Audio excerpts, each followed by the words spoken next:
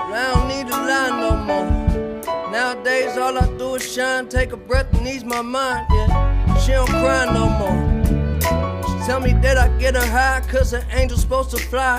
And I ain't asking why no more.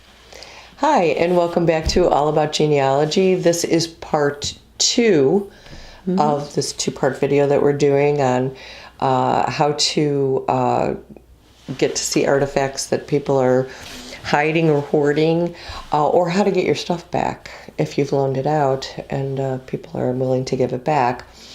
So this segment is entitled, Can I Please Have My Stuff Back?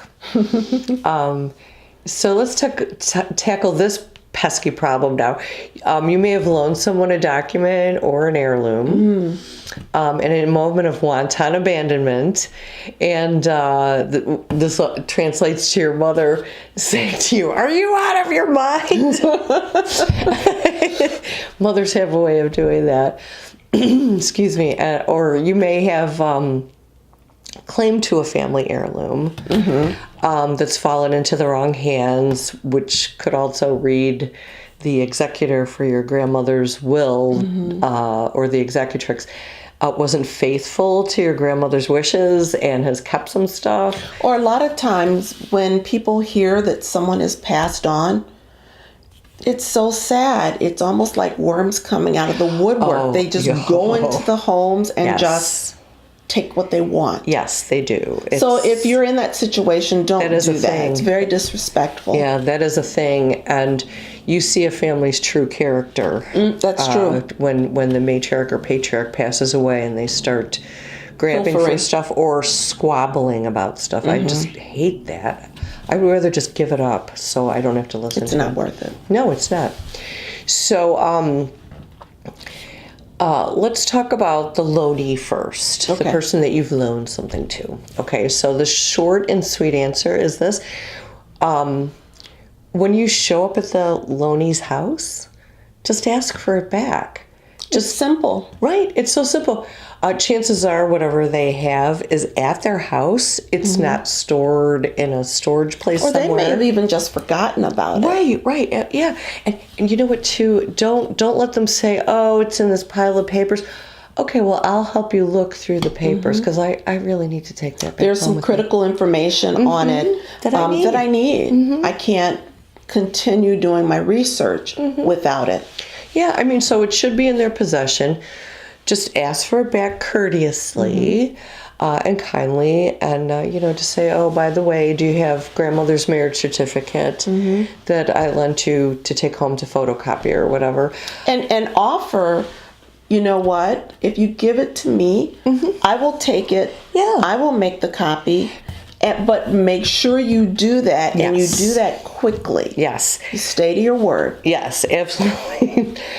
Keep your promise. If you're promising to copy it for them and send it off, do it that day. Do it that day when you get home because, you want to be a person of your word and you want them to trust you. And, what happens if you ask them for something else, and then they're not gonna let you have it.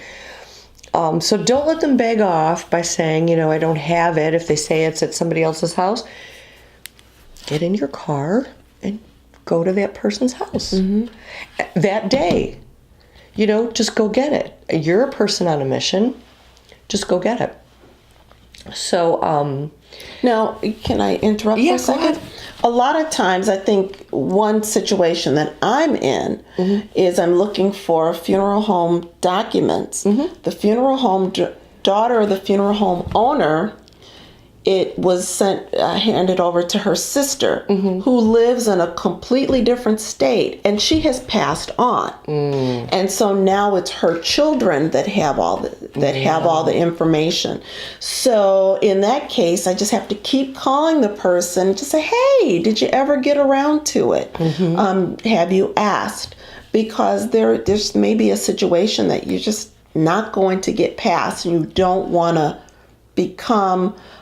You don't want that person to want to alienate you, but you want that person to understand that the information is important to you. Yeah, it's you don't want it to become a whole thing, but you can even offer to go there and help them, go through papers and try to find it, because you don't know what their situation is. That might be a really daunting task for them to undertake. So maybe by offering to help, that would lessen that. But you have to be direct, not wishy-washy. Be direct in your wishes about it, and then always leave with a sincere smile and in friendship. And in my family, it would be a hug. Right. Mm-hmm. Yeah, I mean, it's so important to leave always on a good note. Even if you're frustrated because they couldn't locate the document, they might have lost it, or worse, thrown it out, but they say they'll keep looking for you. And you know what? There's nothing wrong with saying, you know what? Let me come back by. I can help you go through it. That way we can talk. Mm-hmm. Yes, but always leave, with a sincere smile on your face and in friendship. That's really, really important. Okay, so now on to the dreaded absconder. Somebody who's absconded with your artifact. People like this are very hard to crack. If this was the result of a will gone bad, you very well may wind up talking to the attorney that handled the estate to see if they can intervene. But it also depends on how important is this treasure information is to you. Yes. A lot of times it could cause a big ruckus in the family. It could. So kind of think about what are the benefits, what are the risks, and you do need to consider that. Yeah, I agree. Or maybe a compromise might be in order, such as offer another item in its place. Maybe you have an item whose line of descent should have been through a cousin or another relative, maybe this relative, and it somehow came into your possession. Can you barter this item for an item that's rightfully yours? Maybe sometimes that item that you have would mean more to them than the one that they're holding. And also to ask if they could will it to you. If that doesn't work, ask if they could will it to you or your children. And this could be a long shot at best, but it's worth a try. Well, it's even like with your genealogical research. A lot of times there will be people that have information. I know a friend of mine has a lot of information that she received from her, I think, great-grandmother. And she has the information, and it's very possible that she has other nice artifacts. So maybe you can make a little offer to become that historian, to own that information. Because it's important to you, and make that person understand that it's important to you. Sure, and show you that you've educated yourself about it. This isn't let's make a deal, okay? This is far from let's make a deal. And don't let them think you're going to get your hands on it and then go sell it. Right. Because they're emotionally attached to it. Yeah, this is true. So they might be agreeable to that, suggestion especially if they don't have any children, to will it to you or one of your children. But if you do that, try to get it in writing and stay in contact and good stead with that relative. And their descendants. Right, because you may be surprised after all. It's true that there's no hearses with luggage racks, so they can't take it with them. I heard this one preacher preach this one time, and I love this sermon. It all goes back in the box. It's like a Monopoly game. Yeah, that's when you're true. done with the game, it all goes back in the box. Yep, and when you die, it all goes back in the box, and next time it's somebody else's stuff. Or it's somebody else's box. Right, it's somebody else's stuff. It's theirs now. It was yours. You passed away. Now it's somebody else's. It all goes back in the box. I love that analogy. So I'm going to have to keep that in mind. Absolutely. So I do have a personal aside, a very short story. That's an interesting story. They need to hear this. Well, because, my family... at the time, it seems like so, but then after a couple of years it gets comical. So You know what? Because it becomes right. a joke, and I say a joke because what's causing them not to respond to you is so ridiculous. Yes. That you can't believe it. I agree. So this is an extreme example of how stuff like this can get out of control. But it's certainly not heard of. I'm sure there's some of you out there that have experienced something like this. I'm going to try and make a long story short. My maternal grandmother was a very generous woman. And when her sister and her sister's husband came to Chicago, he was in the Navy, so he was stationed at Great Lakes. And during World War II, there was no apartments for rent. Everyone was taken. You couldn't find an apartment to save your life. So my grandmother in her humble little 2-bedroom cracker box with her mother, my grandfather, and my mother, Oh, so my goodness. already 4 people living there, invited them and their 2 boys to come and live with them. I didn't realize they had 2 boys at the time. Well, they eventually had more children, but at the time there were 2 boys. So they came to live with them until they could find an apartment. Well, if you're from Chicago, you know all about the Eastland disaster. If you don't, then you should look it up. Definitely look it up, because it was one of Chicago's horrible tragedies. Employees from, I think it was Western Electric, went on a boat excursion, and the boat turned over and people drowned, and it was horrible. So that was in 1915, but you fast forward to, it was right after World War II. The sailors at Great Lakes, what they did was they raised, they actually raised the Eastland, but then they were doing something. They had all the artifacts at Great Lakes Naval Air Base, and they were doing something with the artifacts. Well, I don't know, and I never asked, and I don't want to ask how he came into possession of this. But It's best that you probably don't Yeah, know. I think so too. There was like a 4-foot tall bookcase that was lead glass fronted. It was beautiful. Oh my God, this bookcase was so.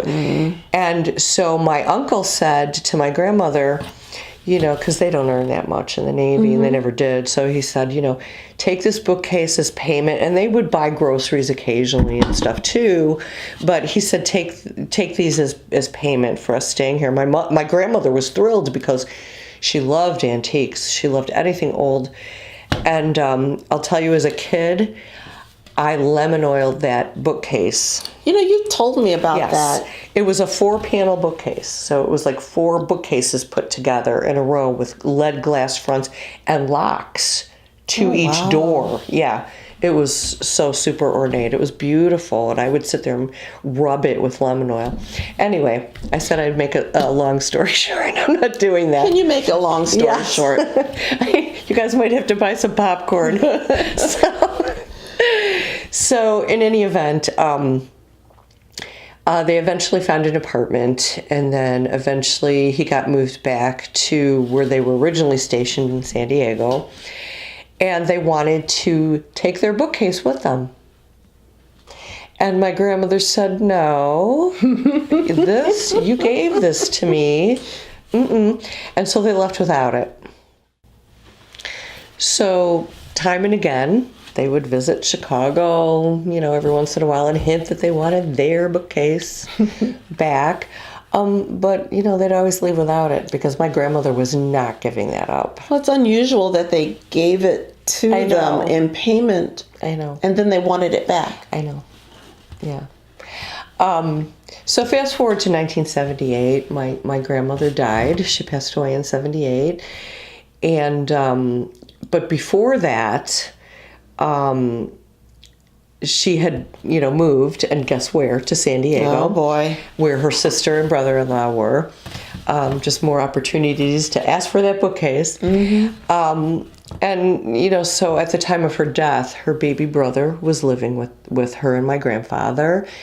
And my aunt actually tried to get the bookcase from her baby brother and my grandfather, and they both said, no dice. No. They probably fell in love with it too. Well, no, they knew the story. Okay. And they were like, what? Seriously? So, again, fast forward to 1984.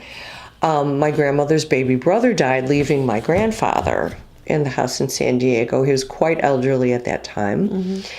And before my mother could get from Chicago to San Diego, my uncle's 4 ex-wives, or 3 ex-wives, I think, showed up with all their children.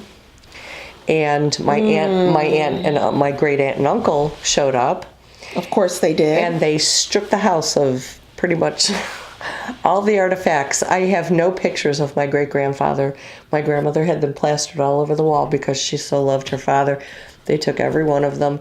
They took all the pictures that were on the walls in the living rooms, in the living room and in the sitting room. They took the bookcase.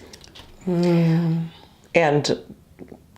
everybody else took small appliances. Anything else they could carry out the door. Yeah, it's kind of like we talked about in part 1 of this. That it's unfortunate that it happens. Yeah.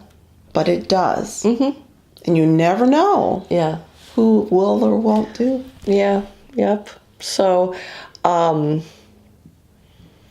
mother was just happy to get her father back to Chicago. She had, when my grandmother died, she gave up the house to my uncle if he would care for my grandfather. And then when he died, my mother was just happy to have her father back, and she brought him back to Chicago. So the bookcase is gone, and then my aunt died in 2004 at like 100 years old. And nobody is... everybody's mum on where the bookcase is. Nobody will own up to it. So it just disappeared. It just disappeared, and everybody's forever mum on the subject. And it's so sad. Yeah, and she still has, I think 3 children living. So it's probably one of their homes. Yeah, they're all mum on the subject, and over a bookcase. And they probably know the story. Right, over a bookcase. So if you're watching. Give Leslie back that bookcase, please. I would, and I'm very serious. Those are the things that we get emotionally attached to, and yes, especially after hearing the stories and knowing what has gone on with it, we do get emotionally attached. They lived upstairs from us, and I cleaned her apartment twice a week. So I was very familiar with that bookcase, and I just was in love with it. And so, but my point is, so you see, sometimes no one wins. Nobody wins when squabbling over things makes everybody a loser. I mean, everybody loses. Sometimes you just have to walk away. You just have to walk away and concede defeat. But as for me, I like to call my cousin. No, I'm not going to do that. I won't do that. You should call your cousin and tell her to watch this video. Right. Well, yeah. But you know what? That was my grandmother's fight. But it really was an awesome bookcase. But cousin, if you're wondering, I still have a key to one of those doors. Oh. Just saying. I wonder. Oh, okay. Well, we'll move on from that. Just saying. So, we just want to remind you, if you don't have source citation, it's not genealogy. No. And please take a minute to subscribe. Give us our thumbs up, and I'm doing double thumbs up just to make sure you remember. Yep. And hit that bell so you know when our new videos go up. Right. And leave comments. Definitely. We know a lot of people are watching these, and nobody is leaving comments. Comment. Let us know. Let us know if you're interested in something, or let us know if you don't like our format. Right. Give us a suggestion. Yeah. Don't just complain about it. Right. Give us a suggestion. Yes. Let us know. We're trying to educate, and we would love the feedback. Right. Yep. And if you've encountered something like this, perhaps you have a solution to this problem as well. Or if you have a story to tell. Yeah. We will be happy to, if you're near us in Chicago. Yeah. we'd be happy to have you join us or even contact you and tell your story. Right. Yeah, that would be awesome. So until next time, I'm Marie. And I'm Leslie. Yeah, you can love it, you can leave it, saying nothing without it. Yeah, don't let them keep you down. What if I don't need it, but there's something about it, yeah, and that just freaks me out.